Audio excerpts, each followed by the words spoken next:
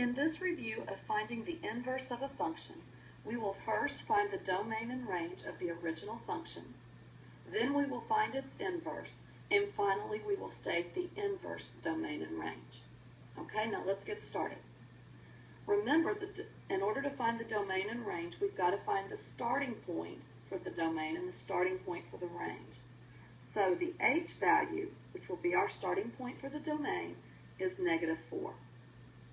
Our k value, which is the starting point for the range, is -2. So now we're ready to state the domain and range. -4 to infinity, and the range is -2 to infinity. Next, we will find the inverse of this function. We do that by switching the x and the y. Now, as you notice, you see f of x. But just remember, f of x is another way of stating y equals. What does y equal when x is? So here we go.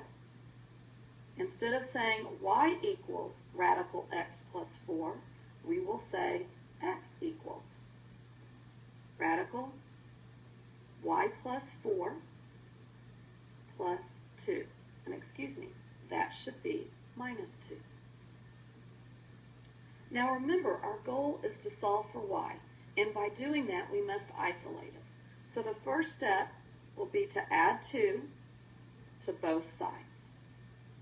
The result of that is x plus 2, just a second here, x plus 2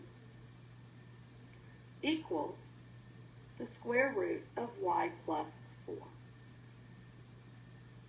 Now that we have moved the 2 over, we can now look at undoing the square root. Now, how do you undo a square root? Well, you perform its inverse operation, and that would be squaring it. So we're going to square the square root of y plus 4, and if we're going to square the right side of an equation, we must also square the left side of the equation. Now, the result of that will be x plus 2 squared equals y plus 4.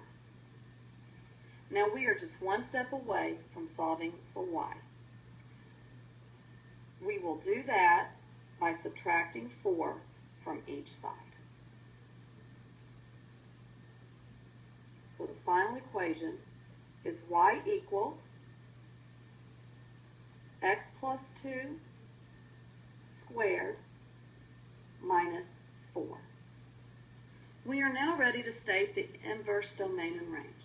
Now remember, if we had an ordered pair of -4, -2, and we wanted to state its inverse, we would simply switch the x and y values.